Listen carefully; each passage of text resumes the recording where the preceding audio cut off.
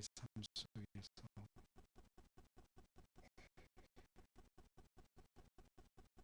우리의 삶을 지키시고 보호하시고 인도하시는, 그래서 어떤 경우에도 우리의 손을 붙잡은 그 손을 놓지 않으시는 은혜의 손길들을 경험해 갈 수 있는 모습이 가득하게 되기를 원합니다.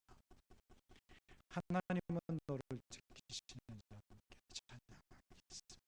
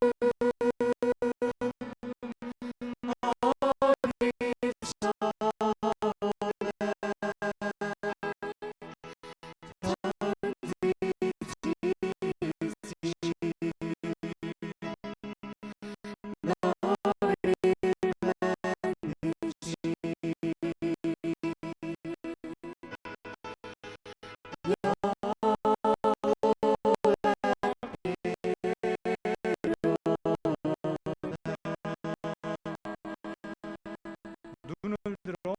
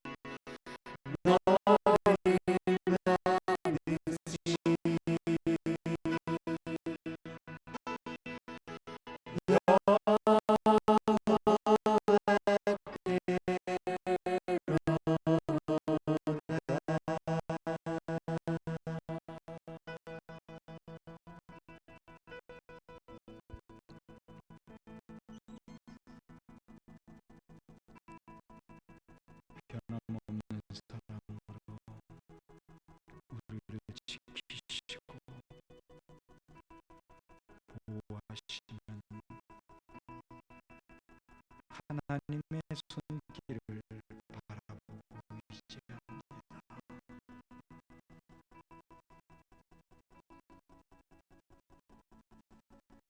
우리가 참으로 연약합니다. 날마다의 삶 속에서 하나님을 잊고 살 때가 얼마나 많은지 모릅니다.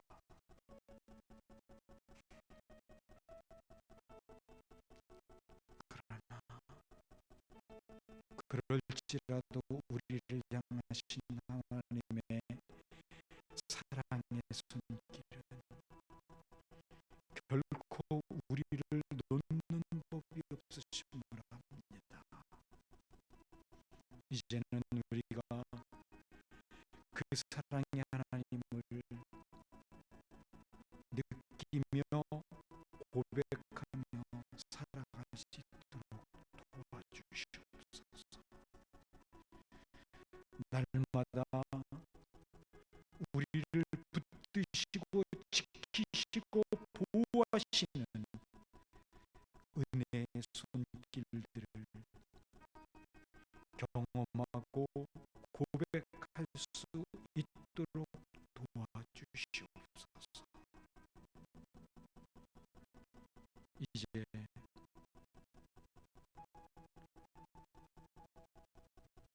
우리가 함께 하나님의 말씀을 묵상하고자 합니다.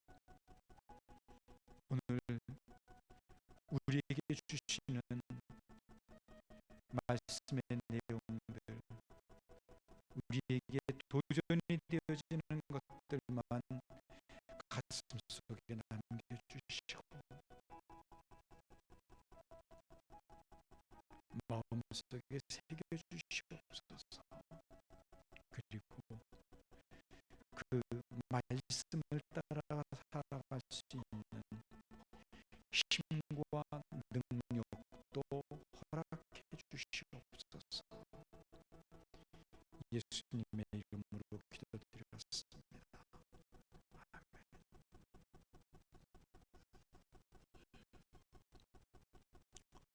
아멘. 지난주 노예 교역자에서 주관하는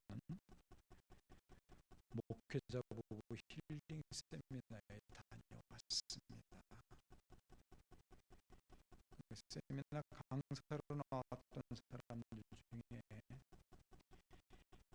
박지혜라고 하는 그 바이올리니스트 연주와 간증을 듣게 됐는데, 저는 물론이고 제 아내도 함께 아주 신선한 은혜를 받을 수 있었던 좋은 시간이었습니다.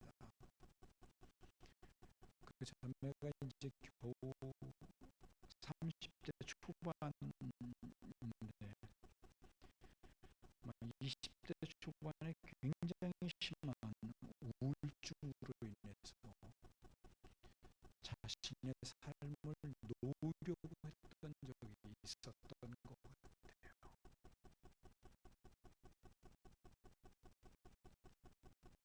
그 절망적인 상황 속에서 어느 날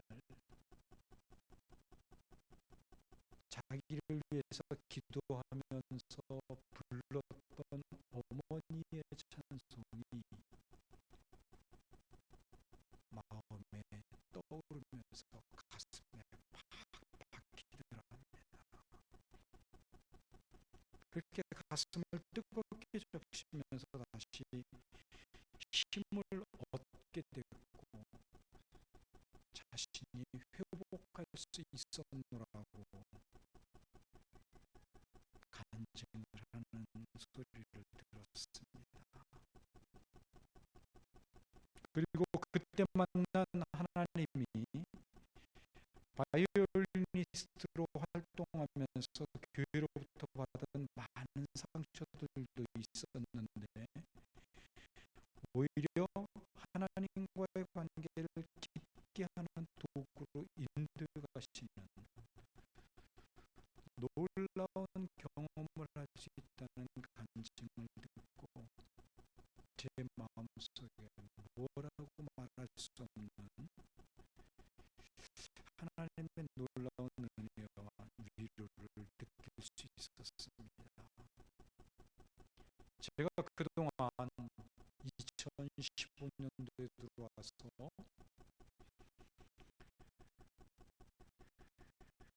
하나님과의 관계를 회복하는 삶이라는 주제로 말씀을 드리고 드려왔었고 또 드리고 싶었던,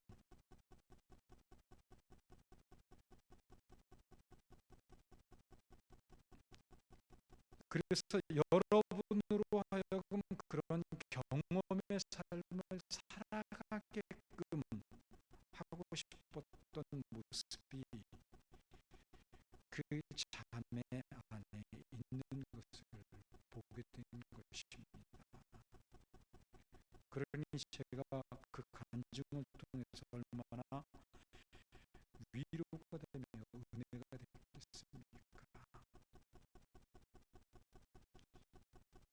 한 영혼을 향한 하나님의 섭리와 역사, 한 영혼을 향한 하나님의 끝없는 사랑의 부으심은 정말 놀라운 것이었습니다. 우리를 이렇게 사랑하시고 소중하게 아끼시는 주님께서 오늘 우리가 함께 보았던 본문 28절에서 영생을 주시겠다는 말씀을 하십니다. 이 말씀은 예수님께서 우리의 죄를 위하여 십자가에 죽으심을 의미하는 것입니다. 예수님으로 말미암은 영생은 예수님의 죽음이 전제되어져 있는 것이고, 예수님이 죽지 않으신다면 영생이라는 하늘의 선물은 결코 우리에게 주어질 수 없기 때문입니다. 그리고 요한복음 10장까지의 내용은 바로 이 사실, 왜 예수님께서 이 땅에 오셔야만 했는가? 그래서 영생이라는 것을 주시기 위해서 이 땅에 오셔야 됐는데 그 오셔야만 했는가를 설명하는 것이고, 요한복음 11장부터 마지막 장까지는 실제로 영생을 주시기 위해 자신이 십자가에 죽으심을 당하는 것에 초점을 맞추고 있습니다. 본문에 등장하고 있는 수전절은 율법에서 지키라고 말했던 절기는 아닙니다. 율법에서 말하는 절기들 외에 유대인들이 지키는 절기가 몇 가지가 더 있습니다. 그래서 수전절뿐만 아니라 불임절이라는 거 들어보셨어요? 불임절. 이 불임절은 에스더서에 나오죠. 에스더가 죽으면 죽으리라고 하는 각오로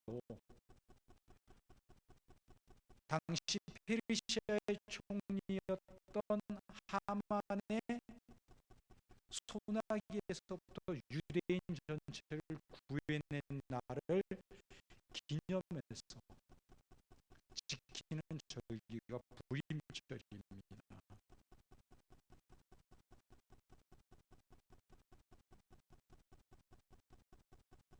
성경 전체에서는 오직 본문에서만 수전절이라고 하는 절기가 등장합니다.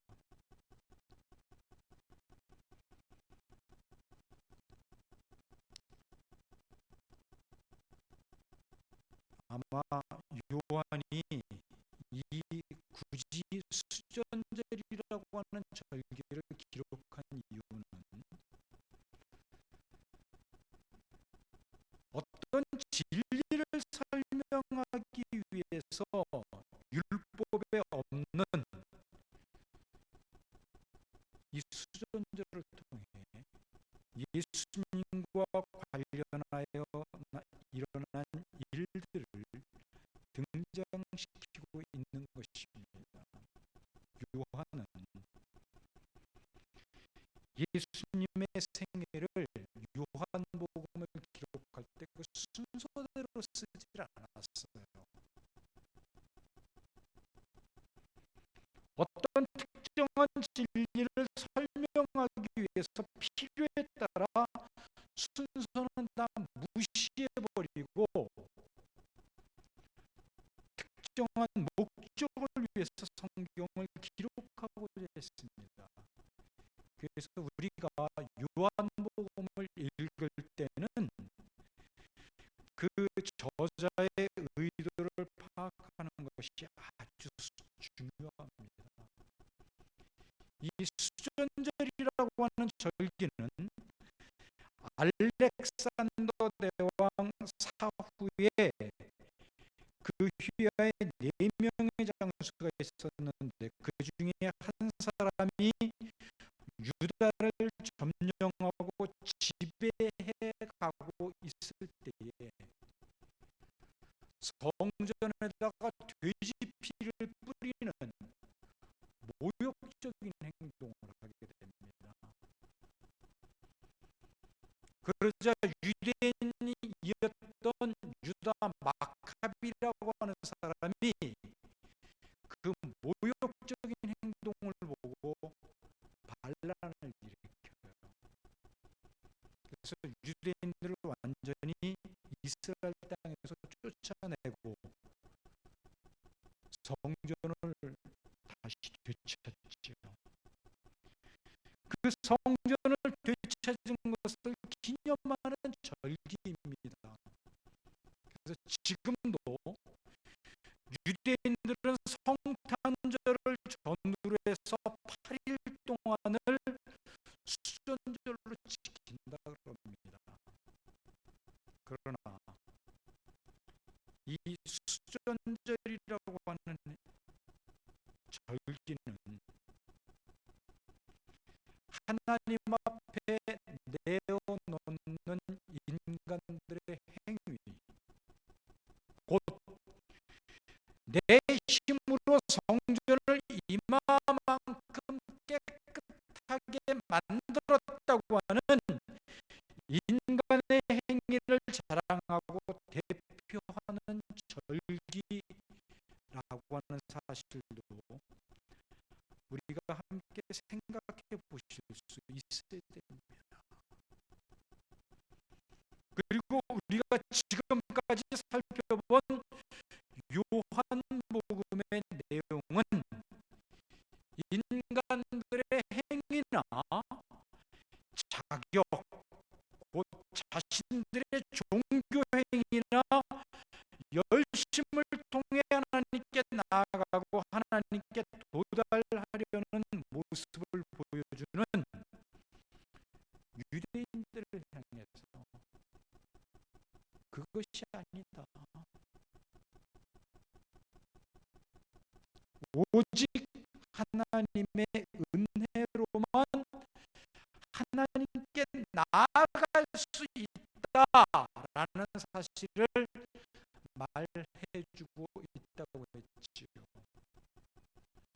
그리고 오늘 본문에 등장하는 이 수전절, 곧 인간의 열심이나 노력, 행위로 대변되는, 그래서 하나님 앞에 우리가 이런 열심으로 성전을 회복했고 깨끗이 했다는 것을 기념물인 수전들의 진짜 성전이신 예수님은 무시를 당하고 있지만, 그럼에도 예수님은 이들에게 영생을 주시겠다고 말씀하심으로써 자신이 이 땅에 죽으러 오셨음을 암시하고 있다는 것입니다. 성경에서 영원하다, 영원한이라는 형용사가 붙어 있는 것은요, 세 가지가 있습니다. 하나님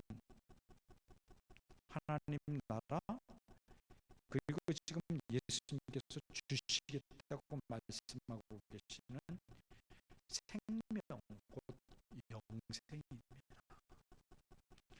따라서 영생이란 영원하신 하나님 자신을 가리키는 말이기도 하며, 우리가 영생을 소유했다는 것은 영원하신 우리 아버지이신 하나님을 소유했다는 말이기도 하는 것입니다. 그래서 그분 곁에서 영원히 살아가는 우리들의 삶이 바로 영생의 삶입니다. 예수님은 본문 28절에서 내가 그들에게 영생을 주노니 영원히 멸망하지 아니할 것이요, 또 그들을 내 손에서 빼앗을 자가 없느니라. 그들을 주신 내 아버지는 만물보다 크심에 아무도 아버지의 손에서 빼앗을 자가 없느니라 라고 하심으로, 예수님은 이 땅에 영생을 주러 오셨음을 말씀하고 있습니다. 그럴 때 유대인들이 돌을 들어서 예수님을 향해 던지려고 했지요.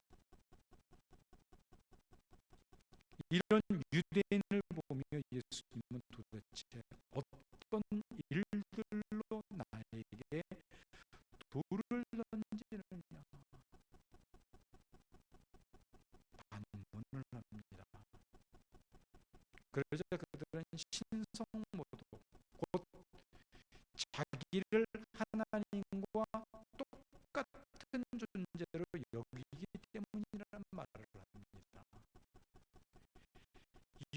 유대인들은요, 지금까지 예수님을 통해서 수많은 기적들을 보아왔습니다.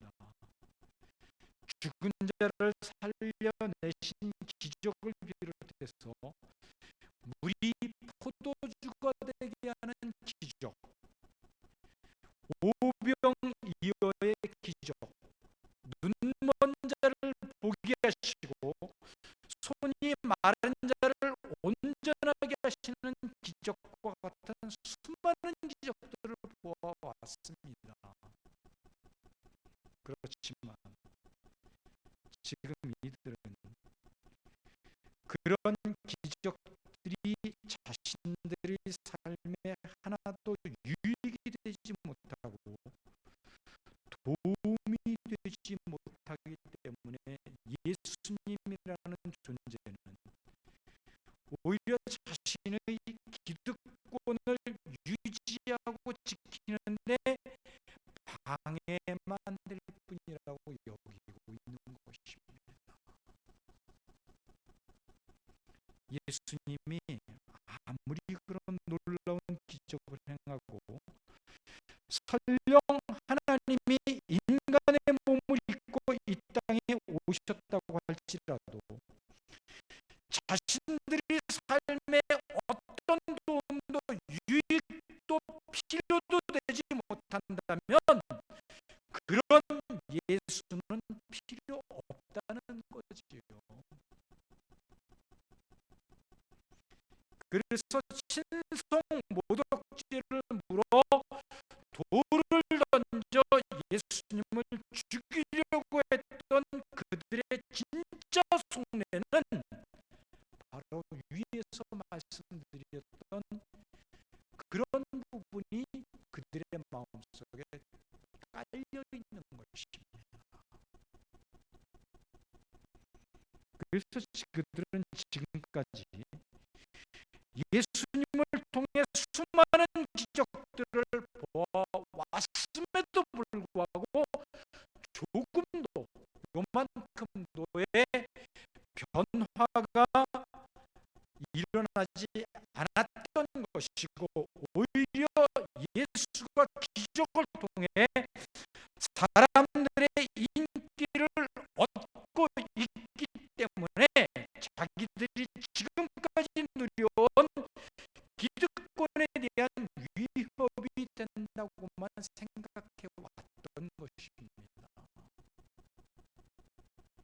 실제적으로 유대인들, 바리새인들과 예수님의 문제는 그 부분이었어요.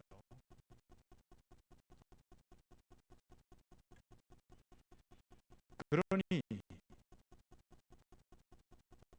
예수님은 죽어 없어져야 할 존재, 그 이상도 그 이하도 아닌 분이 되어버리는 것입니다. 그런데 문제는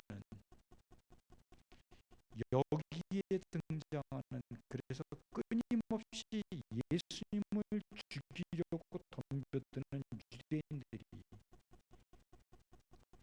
바로 우리 자신들의 모습일 수 있고, 더 나아가 오늘 우리도 예수님을 이런 식으로 생각할 수 있고, 예수님을 이런 식으로 믿을 수 있다는 사실 앞에 우리 자신을 돌아보고 경각심을 가져야 할 필요가 있다는 것입니다. 그게 문제라는 거죠. 이런 유대인들을 향해 예수님은 본문 34절과 35절에서 놀라운 말씀을 하십니다. 그것은 우리를 향하여 신이라고 부르고 있기 때문이지요. 신. 이 말씀은 시편 82편의 말씀을 인용한 것입니다. 그런데 시편 82편이 쓰여질 당시의 내용은 당시 법을 집행하는 자들이 하나님으로부터 그 전권을 위임받아서 집행을 했기 때문에 그들이 행하는 것은 곧 하나님이 행하시는 것과 똑같은 것이 되었습니다. 그런 의미에서 그들을 신이라고 불렀던 거예요. 하나님으로부터 위임받아서 행한다라는 의미 속에서, 즉 하나님으로부터 위임을 받아 하나님의 일들을 감당하고 행했다는 의미에서 신이라고 불렀다는 것입니다. 그런 그들이 그렇게 중요한 책임과 의무를 부여받았던 그런 자들이 자신들의 사명을 잘 감당했던 것이 아니라 뇌물을 받고 재판을 굽게 함으로써 하나님으로부터 위임받은 일을 망쳐버린 것입니다. 일을 망쳐버린 것뿐만이 아니에요. 일이 망쳐졌다는 것은 곧 하나님의 영광을 가렸다는 뜻입니다. 왜냐하면 하나님의 일들을 위임받은 사람들이기 때문에 그들이 잘못하는 것은 곧 하나님이 잘못하는 결과를 가져오게 되기 때문에 그런 것입니다. 그래서 시편에서는 하나님의 일을 하는 자는 신이라고 불려줄 수 있지만 그런 일을 제대로 감당하는 사람은 아무도 없다는 취지에서 말을 했던 것입니다. 그리고 본문에서 예수님께서 굳이 하나님의 말씀을 받은 사람들을 신이라고 불렀다는 구약 성경을 인용하여 본문에서 자신을 변호하심 속에는 결국 인간들 중에는 이렇게 하나님의 일들을 감당할 수 있는 자들이 아무도 없고 바로 내가 그런 일들을 감당할 수 있기 때문에 신이라 불려질 수 있다는 것이라는 의미에서 말씀을 하셨던 거예요. 그 내용이. 그래서 본문에서 예수님은 선한 일을 행했다는 말을 자꾸 등장시키고 있는 것입니다. 기독교에서 말하는 선이라는 것은 도덕적이거나 율법적으로 말할 때의 선을 말하는 게 아니잖아요. 그거는 영적인 일과 관련되어진 것이고 하나님과 관련되어진 부분이지요. 그러니까 하나님의 일이라는 뜻이에요. 그게 바로. 그러므로 너희가 나를 믿지 못하겠다면 내가 행한 하나님의 일들을 통해서 믿으라는 거지요. 그럼에도 자기 중심적으로 똘똘 뭉쳐져 있는 인간들은 이런 예수님의 말씀에는 아랑곳하지 않고 자신들이 기득권의 위협이 된다고 여겼던 예수님을 끝까지 죽이려고 하는 모습을 본문 속에서도 분명하게 보여주고 있습니다. 그런데 지금 본문에서 말씀하신 대로 예수님은 아버지의 일을 하기 위해서 하나님의 일을 하기 위해서 이 땅에 오셨다고 그랬습니다. 그 아버지의 일, 하나님의 일이 무엇일까요? 창세전부터 작정하신 죄인들을 구원하시는 일이지요. 그게 하나님의 일 아닙니까? 그 일을 위하여 예수님은 말씀으로 가르치셨고 수많은 기적을 행하셨습니다. 그럼에도 그들은 깨닫지 못했고 오히려 예수님에 대한 적개심만 높여갔습니다. 그래서 예수님은 그런 그들을 품에 안으시고 십자가에 죽으시고 다시 살아나실 수밖에 없었던 것입니다. 이렇게 자신을 부인하지 못하고 오직 자신의 행위로 하나님께 나아가려고 끝없이 없이 나아가려고 하는 죄인들을 구원할 수 있는 방법은 딱 한 가지밖에 없어요. 그게 뭔지 아세요? 그 죄인들을 죽이는 거예요. 죽여버리는 겁니다. 그리고 다시 살리는 거예요. 그런데 이들을 죽일 수 없잖아요. 이들을. 그래서 예수님이 이들을 품에 안고 죽으셨다가 다시 살아나신 것입니다.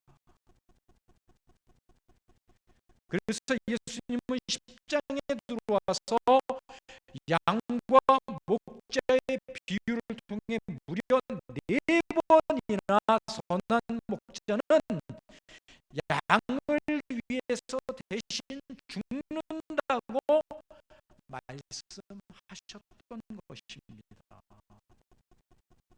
그리고 이렇게 하는 것이 바로 하나님의 일이요 하나님의 뜻이었고, 예수님은 이런 식으로 하나님의 일을 대신하러 오신 분이시기에 신이라고 말씀하신 것입니다. 그렇다면 본문에서 예수님을 죽이려고 덤벼들고 있는 유대인들은 다름 아닌 바로 우리 자신들의 또 다른 모습은 아닌지 한번 생각해 봐야 되지 않겠습니까? 결국 예수님을 십자가에 못 박아 죽인 장본인들, 당사자들은 바로 우리들이고 우리의 죄 때문이잖아요. 그리고 더 나아가 오늘 우리들의 신앙생활의 모습 속에는 나의 열심과 행위들을 하나님 앞에 내어놓는 경우들이 많이 있지요. 내가 이만큼 했으니까, 열심히 했으니까 거기에 대해 섭섭하지 않게 보상해달라는 의미가 함께 포함되어져 있는 경우들이 많이 있잖아요.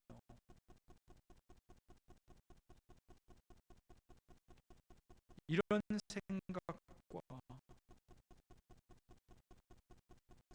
은혜가 아니라 내가 이렇게 하나님을 위해서 열심히 살았으니까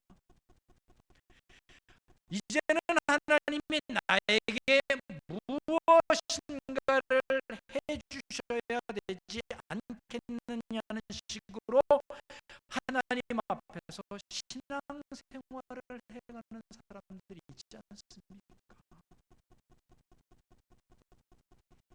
이런 생각과 신앙적 가치관이 바로 예수님을 돌로 쳐 죽이려고 했던 유대인들의 모습 속에서 발견되어졌다는 사실입니다. 그리고 오늘 우리들에게서도 종종 발견되어지는 모습이기도 하고요. 그럼에도 불구하고 이런 우리를 품에 꼭 껴안고 십자가로 달려가심이 바로 예수님의 사랑이요 은혜였습니다.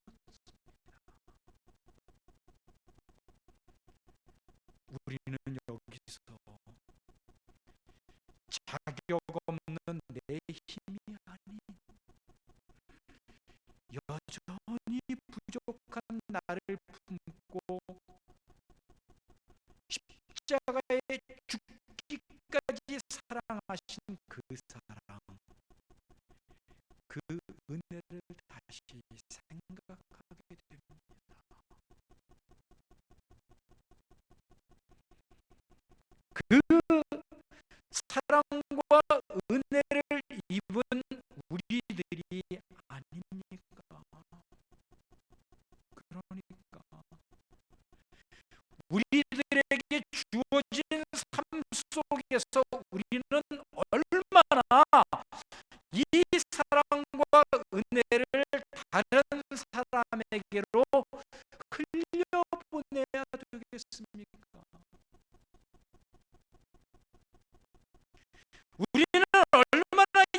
사랑과 은혜로 나와 다른 사람들을 품어가고 하나님 앞에 내어놓아야 되겠습니까?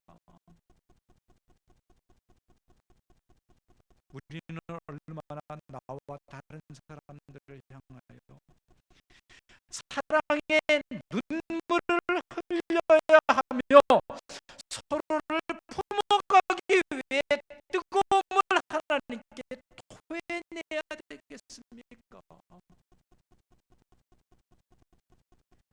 우리가 서로 먼저 이런 일에 마음을 쏟고 기도의 자리로 나아가야 되지 않겠습니까?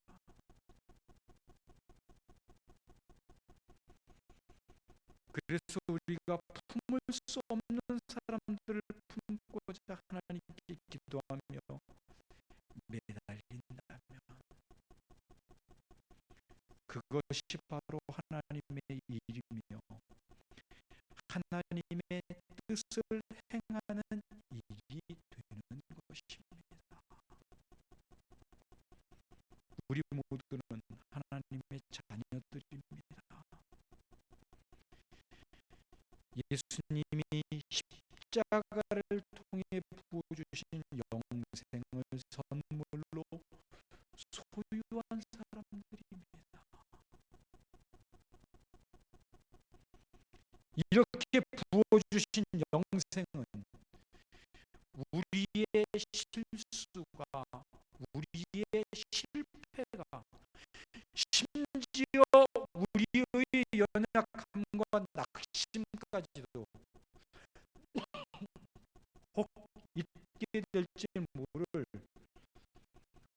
우울증과 같은 우리를 절망케 하는 모든 것들도 절대로 흔들 수 없습니다. 제가 앞에서 말씀드렸던 이 박지혜라고 하는 자매를, 그 자매가 얼마나 절망감과 상실감이 컸으면 20대 그 어린 나이에 우울증으로 자신의 삶을 놓아버리려고까지 했겠어요. 그런데 결국 그 우울증까지도 하나님의 사랑이, 하나님의 은혜가 하나님의 품 안에 안기게 만들었던 것입니다. 저는 오늘 우리들에게도 이런 은혜가 넘치기를 소망해 봅니다. 그래서 우리들의 삶이 하나님의 은혜 속에서 또 다른 감동이 있고 감격이 있으며 감사가 넘치는 삶이 되기를 진심으로 소망해 봅니다. 어쩌면 하나님은 오늘 우리가 이런 은혜 속에 사로잡혀 살기를 간절히 바라시기 때문에 우리의 실수나 잘못들, 허물들을 그대로 묵인하고 계신지도 모릅니다. 우리라고 하는 존재들은 이렇게 자신의 무력함과 나약함과 부족함에 빠져보지 않고서는 하나님의 은혜를 경험하지 못하는 약점들이 있기 때문이지요. 그럼에도 나를 감싸며 품고 있는 그 은혜가 얼마나 놀랍고 귀한 것인지를 가르쳐 주시기 위하여 하나님은 오늘 우리의 실수들을 묵인하고 있을 수 있는 것입니다. 그러므로 오늘 우리가 하나님 앞에 실수가 있고 부족함이 있다고 해서 절망하지 마십시오.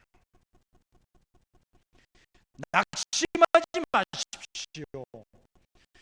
우리가 다시 하나님과의 관계 속에서 하나님을 경험해 가기 시작하면 지난 날들의 그 아픔의 삶들을 결국에는 하나님의 놀라운 은혜요 사랑의 한 방편임을 깨닫고 고백할 수 있게 될 것입니다. 그러므로 우리에게는 감사밖에 없는 것이지요. 지나간 삶에 대해서 여러분들이 이 시간 잠시 한번 생각해 보십시오. 그리고 지난 날들의 추억 가운데 여러분들의 삶과 마음을 기쁘게 하고 행복하게 했던 일들이 있다면 한번 떠올려 보십시오. 어떤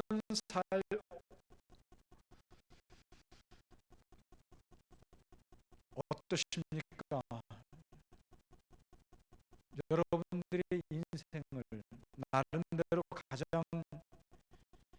의미 있게 행복하게 살았다고 생각이 되십니까?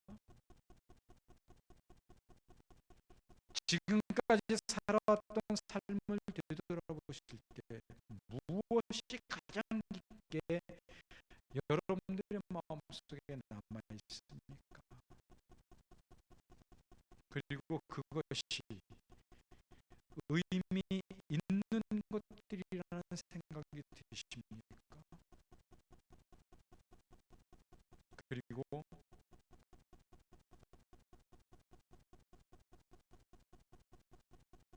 이미 지나버린 것들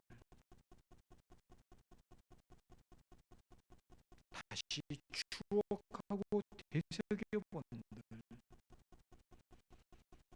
그것이 우리들이 남은 인생 속에 어떤 의미들로 다가오겠습니까?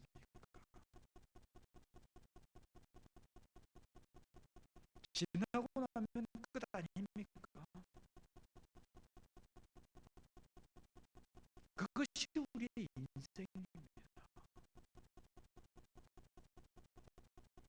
그러므로 우리가 과거에 아무리 화려하게 살고 행복하게 살았다고 한들 또 과거에 아무리 힘들고 아프게 살았다고 한들 우리에게 정말 중요한 것은 오늘과 내일이 아니겠어요? 과거를 회상하며 좋았던 때를 기억해 보아야 마음만 아플 뿐이고 우리의 상처만 늘어갈 뿐입니다. 우리는 내일을 위하여 오늘을 심어야 하는 인생들입니다. 그리고 과거의 모든 삶들은 오늘과 내일을 잊게 하는 그래서 우리로 하여금 오늘과 내일을 살아가게 하는 하나님의 인도하심이고 은혜의 역사들입니다. 그래서 우리에게 고백되어져야 할 것은 과거의 삶이 어떤 삶이든 오늘을 잊게 하고 내일을 살게 하는 하나님의 은혜의 길이요 인도하심이기에 하나님께 감사할 수 있어야 되는 것입니다. 그런데 오늘 우리의 믿음의 삶에 대해서 한 가지 분명하게 짚고 넘어갈 것이 있습니다. 그것은 우리의 신앙이 하나님께서 베풀어 주신 은혜에 대한 보답으로 내가 이렇게 살아가겠다고 마음속에 결심하고 또 그렇게 행하는 것입니다. 굉장히 좋은 믿음인 것 같지요. 하나님께서 베풀어 주신 은혜 보답해서 살아가는 거니까.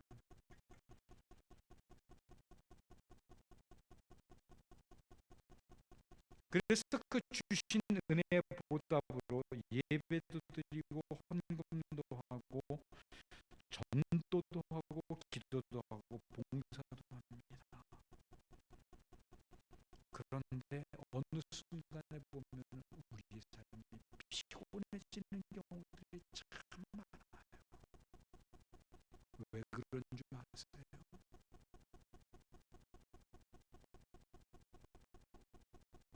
내가 다 알아서 해야 되기 때문에 그래요.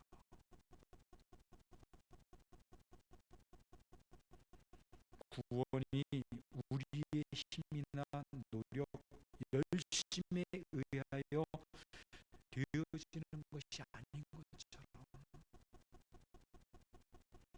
성도의 삶 또한 나의 열심과 노력, 힘으로 되어지는 것이 아니라 하나님과의 관계 속에서 얻게 되는 힘으로 되어지는 것이라고 말씀드렸지 않습니까? 우리가 이것을 놓치지 말아야 된다는 거예요. 열심을 다해서 정말 하나님을 위해서 살아가는 게 맞긴 맞아요. 그런데 그게 내가 하려고 그러면 안 된다는 거예요. 그건 신앙생활이 아니에요.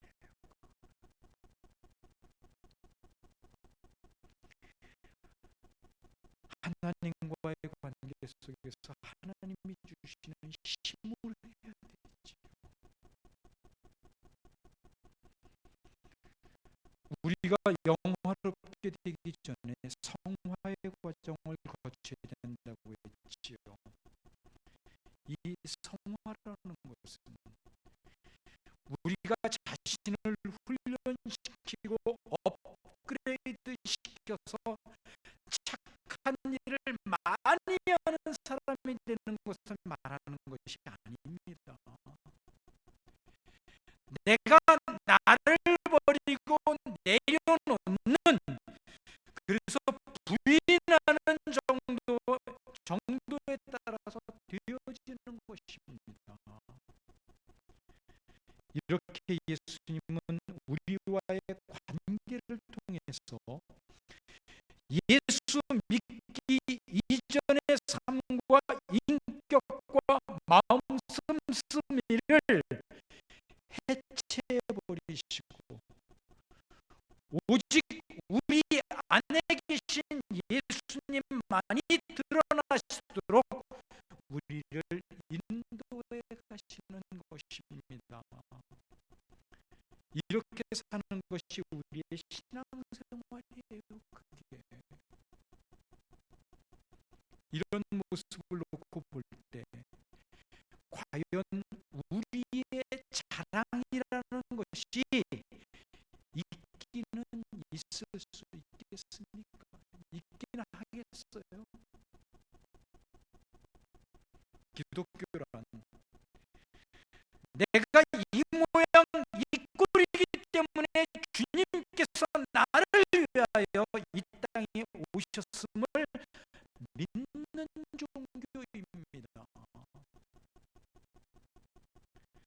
내 자신이 어떤 것으로도 죄에서 자유하게 할 수 없고, 하나님과의 관계 안에서 살아갈 수 없음을 알고 그 관계 안에서의 삶을 간절히 소망하며 오직 하나님의 사랑과 은혜의 근거에서 존재하는 종교가 기독교입니다. 그래서 적어도 우리가 그리스도인이라면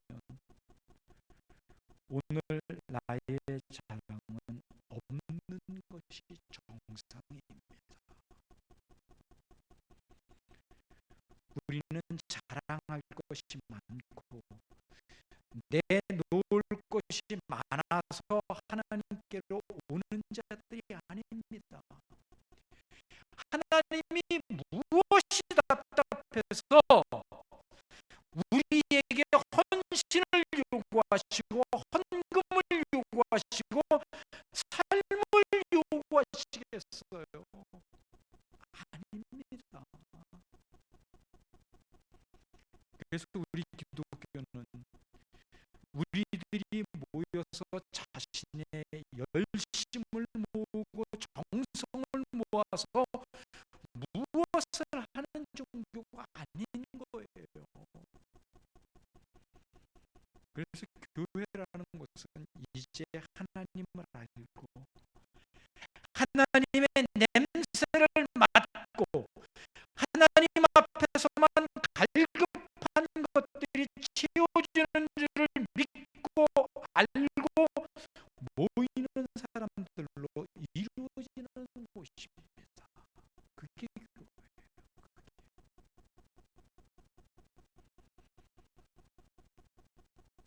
오늘 우리들의 삶과 모습 속에서 자신을 쳐다보았을 때 불만과 불안과 낙심과 절망이 느껴진다면 그것은 맞는 얘기예요. 틀리는 이야기가 아니라. 그래서 우리가 이 자리에 있는 것입니다. 우리들 중에는 아무도 자기를 근거로 해서 살아갈 수 있는 사람이 없어요. 그렇기 때문에 우리의 부족함과 우리의 어리석음들, 우리의 실패나 실수들이 하나님과의 관계를 방해하지 못하는 것입니다. 우리는 낙심한다 할지라도 하나님은 낙심하시지 않으십니다. 우리들은 실패할지라도 하나님은 실패하지 않으십니다.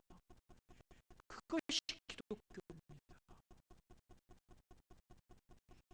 그래서 우리는 모든 것이 은혜라고 말하는 것 아니겠어요? 하나님이 나를 사랑하셨기에, 하나님이 나를 불쌍히 여기시고 긍휼히 여기셨기에 우리가 다시 살아가게 되는 것이고 오늘 이 자리에 있게 된 것입니다.